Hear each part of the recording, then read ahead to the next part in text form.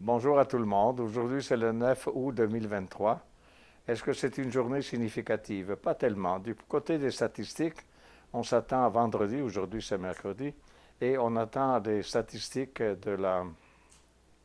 finalement sur le taux d'inflation, puis tout ça, qui va sortir vendredi. Et là, on verra si M. Powell est comme ça porté à augmenter les taux d'intérêt, puis tout ça. Il y a aussi autre chose. Le 9 août, je dois vous dire, on m'a dit tellement bien d'un certain film, donc je suis allé le voir. Le film s'appelle Oppenheimer. Je pense que tout le monde sait qu'il y a ce film qui a beaucoup de succès puis tout ça. Et le Oppenheimer parle de lancement de la première bombe atomique. Et dans ce cas ici, c'était le Japon. Et c'était le 6 août. Donc c'était il y a 3 jours, quelque chose comme 1945 à aujourd'hui. Ça veut dire à peu près presque 80 ans de distance depuis l'événement. Euh, je ne sais pas si vous êtes intéressé à aller voir le film. Moi, je suis allé le voir. Je trouve que 3 heures, c'est un peu trop long. Mais quand même, le popcorn était bon. Et puis tout ça. Et puis, voilà. De quoi on va parler aujourd'hui? Ben, d'abord, le marché. Regardez. Le marché, il a l'air un peu comment dire, sur la défensive, voyez-vous. Parce qu'il a fait une belle montée. Si vous regardez depuis le mois de mars ici, depuis le mois de mars, il était ici un creux à 380 à peu près. Et puis là, il est par exemple, à 450, quelque chose comme ça. Donc, il a monté beaucoup. C'est normal qu'il fait une vague ou qu'il réfléchit un peu avant de continuer. Et je crois qu'il va rester calme ou sur la défensive jusqu'à vendredi. On verra vendredi avec les statistiques qui sortent. Quel est le sujet aujourd'hui? C'est un sujet un peu douloureux. C'est un sujet qui est mondialement comment dire, qui affecte mondialement pas mal de monde. Et c'est le sujet, c'est le prix de transfert frauduleux. C'est un grand terme. Le prix de transfert, c'est quoi? Et frauduleux, pourquoi? Eh bien, c'est parce que à partir des années 60, à peu près, à partir des années 60, a commencé la globalisation. Et la globalisation a fait en sorte qu'une compagnie, par exemple multinationale, peut avoir des compagnies dans différents pays. Et dans chaque pays, il y a un niveau de taxation, disons, austère ou fort ou faible et tout ça. Et les compagnies essayent de profiter finalement des pays dans lesquels les multinationales, je veux dire toujours, essayent de profiter donc de la basse taxation, le bas niveau fiscal d'un pays, et ou pour augmenter la quantité de bénéfices. Donc, il y a des trucs là que les compagnies multinationales font. J'ai pris 2 exemples ici à propos de ça, et ça vient tout simplement dans les références de ce vidéo. J'en ai mis 3 de références, et c'est la première. J'ai pris ça de Wiki. Donc, les exemples que je vais vous montrer, c'est tout simplement ce que vous trouvez dans Wikipédia, le premier, le numéro 1. À présent, moi, je vous les donne en anglais simplement parce qu'en français, c'est très facile. Vous les mettez, vous mettez Wikipédia, disons, regardez Wikipédia en anglais en utilisant Chrome et puis la plateforme Chrome. Et Chrome vous permet de traduire instantanément le contenu en anglais, le transformer en français. Et habituellement, c'est vraiment très bien. C'est un très bon français. On peut le lire très bien et puis tout ça. Et donc, c'est ça que je vous suggère de faire. Donc, moi, je vous donne les références en anglais, mais pas pour qu'on les lise en anglais, mais parce qu'on les met sur Chrome et puis on les traduit en français.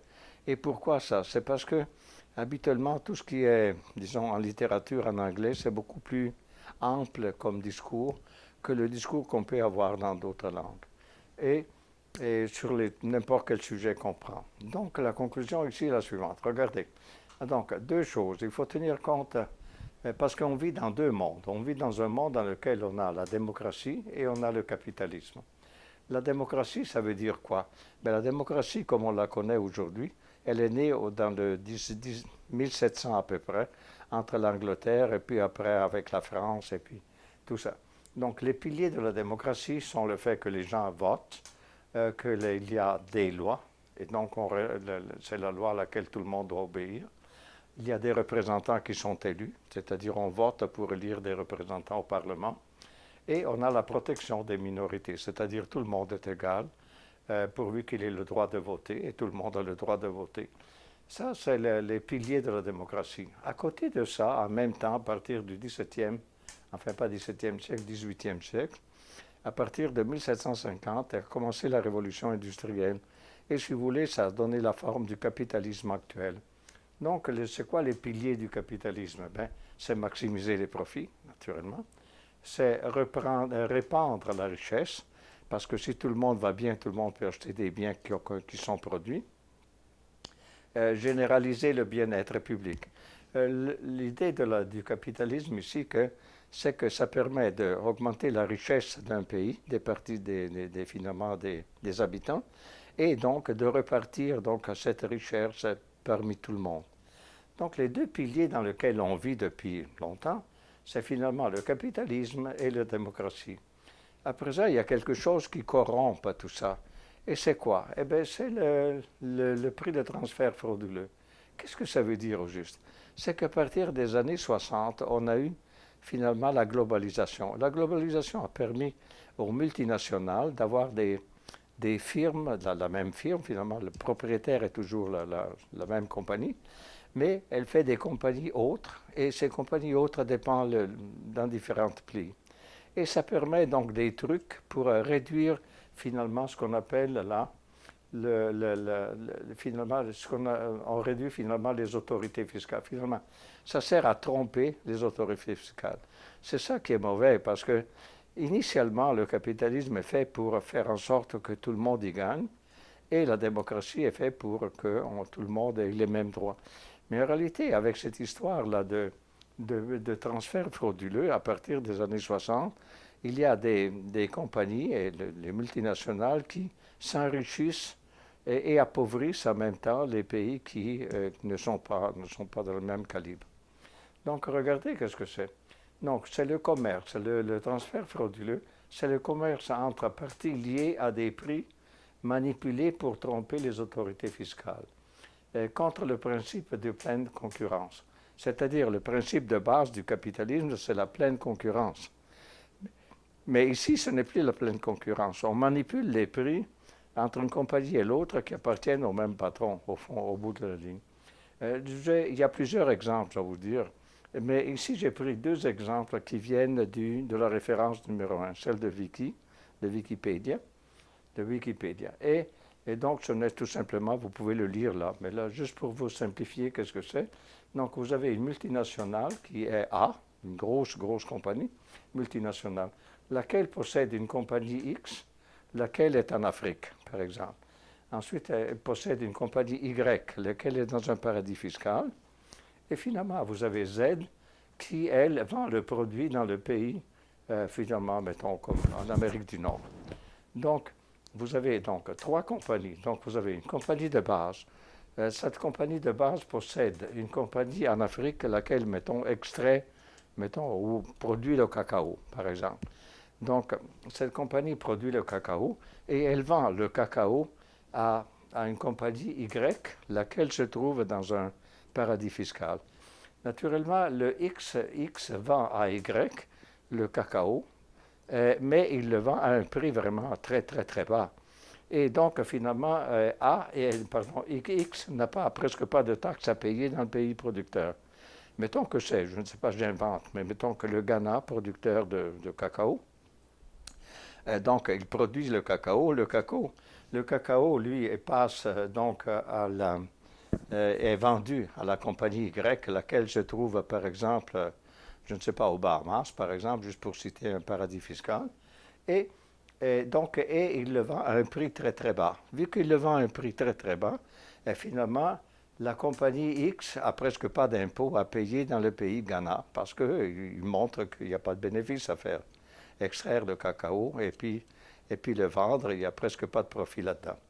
La compagnie Y, qu'est-ce qu'elle fait? Elle vend le produit cacao qui n'est jamais arrivé aux Bahamas. C'est pas qu'aux Bahamas, ça se remplit de cacao du tout. Le cacao s'en va de X à Z. Mais sur les papiers, c'est comme s'il s'était arrêté à Y.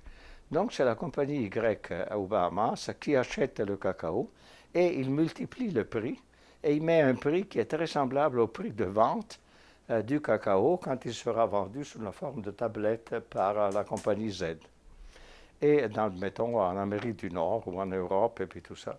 Et donc la conclusion, c'est que vu que le prix que Y fait à Z est un prix élevé, Z a presque pas de bénéfice parce que Z vend la tablette de chocolat, elle la vend à un prix qui est pratiquement presque le prix que Y fait comme prix du chocolat avant d'être transformé en tablette à la compagnie Z.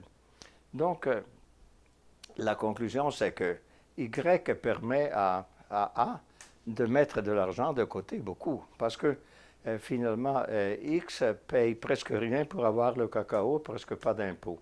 Y, c'est un paradis fiscal, pas d'impôts, ou à peu près. Et puis finalement, Z, c'est finalement celle qui vend dans le pays avancé, mettons en Amérique du Nord, il vend le chocolat, mais il vend à un prix tel que ça ressemble beaucoup au prix qu'il a obtenu de Y pour donc acheter le cacao et le transformer en tablette de chocolat. La conclusion, c'est que il y a un paquet d'argent qui est fait par la compagnie A, mais qui ne se retrouve pas fiscalement là-dedans. Est-ce que c'est légal? Je dois vous dire, ce n'est pas considéré légal, mais il y a beaucoup naturellement, de plus en plus, il y a des gouvernements qui sont sensibles à cette évasion fiscale, on l'appelle comme ça, mais ça reste que rien n'empêche à A d'avoir X, d'avoir Y et d'avoir Z. Donc, ça prendrait comme une autorité supérieure à tout le monde qui dit: ah non, non, mais le prix que tu as fait, c'est pas le bon, il faut que tu augmentes ton prix ou que tu le diminues, tout ça.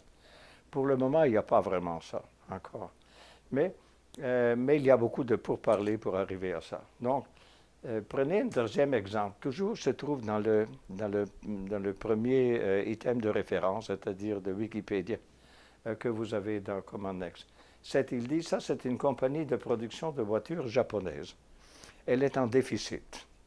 Mais elle a une filiale en Inde qui, elle, vend les voitures créées par la compagnie japonaise. Et cette compagnie indienne a du bénéfice, elle va bien. Naturellement, vu qu'elle va bien, ben, elle paye de l'impôt pour. Donc la conclusion est la suivante, c'est que la compagnie japonaise vend des voitures à la filiale, il les vend à un prix beaucoup plus élevé que sa vraie valeur, et ceci permet à la filiale de payer cher et donc de réduire son bénéfice. Et en même temps, une partie de ce bénéfice finit à la compagnie japonaise, laquelle sera toujours en déficit, mais moins. Donc ça, c'est des trucs comme ça. Mais est-ce qu'il y en a d'autres? Oui, oui, mais c'est juste pour faire le discours simple et facile pour vous de pouvoir trouver les références. C'est pour ça que j'ai pris les exemples que vous avez donc dans Wikipédia, la première référence que vous avez jointe à ce vidéo. On dit que, par exemple, l'Afrique, en ce moment, 60% des transactions qui se font sont des fuites de capitaux. C'est-à-dire, l'Afrique vend des produits premiers, en fait de base, mettons les diamants, tiens.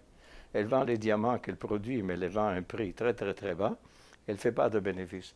Et on dit que ça représente 60% des fuites de capitaux créées par les compagnies comme X, Y, Z. Et puis ça représente 30% du PIB d'Afrique. On dit que si l'Afrique n'avait pas ce problème-là de manipulation des prix, tout le monde serait bien en Afrique, grosso modo. Tandis que là, ben, ça arrive ce qui arrive. Et en plus, c'est pire que ça. C'est que finalement, quand les compagnies multinationales font ça, on corrompt un peu l'idée de base de qu'est-ce que c'est la démocratie et de qu'est-ce que c'est le capitalisme. Originairement, le capitalisme est positif et la démocratie, naturellement, aussi. Mais si on corrompt, mettons, à travers des problèmes de tromperie des autorités fiscales, finalement, on détourne les capitaux. Par exemple, et donc la richesse des pays et la richesse des gens. Quand il vous dit qu'en Afrique, il y a 60% des fuites de capitaux dans les transactions qui se font et 30% du PIB d'Afrique, mais il dit où est-ce que ça va cet argent? Bien, cet argent se trouve dans les paradis fiscaux. On dit qu'il y en a à peu près 120 milliards de milliards. En anglais, trillions, 120 trillions. Qu'est-ce qu'il fait cet argent? Rien. Il dort. Il dort. C'est du capital apparemment qu'il est là. On peut le prendre ou ne pas le prendre, mais là aussi, quand on le sort de là, ben, il faudrait le justifier légalement parlant. Et donc, peut-être il reste là. Et malgré l'inflation, malgré le fait que ça rapporte très peu cet argent, si on le met juste, mettons, dans des titres à revenus fixes, finalement, ça reste qu'il y en a beaucoup. Ça, c'est donc de l'argent qui est soustrait, en quelque sorte, au bénéfice de la société mondiale. Dans ce sens-là, cette histoire de transfert frauduleux, c'est en quelque sorte une sorte de sabotage en tant que tel de la beauté du capitalisme et de la beauté de la démocratie en tant que telle. Espérons que, je ne sais pas, quelque chose va arriver et puis tout ça va disparaître. Voilà, c'était tout pour aujourd'hui.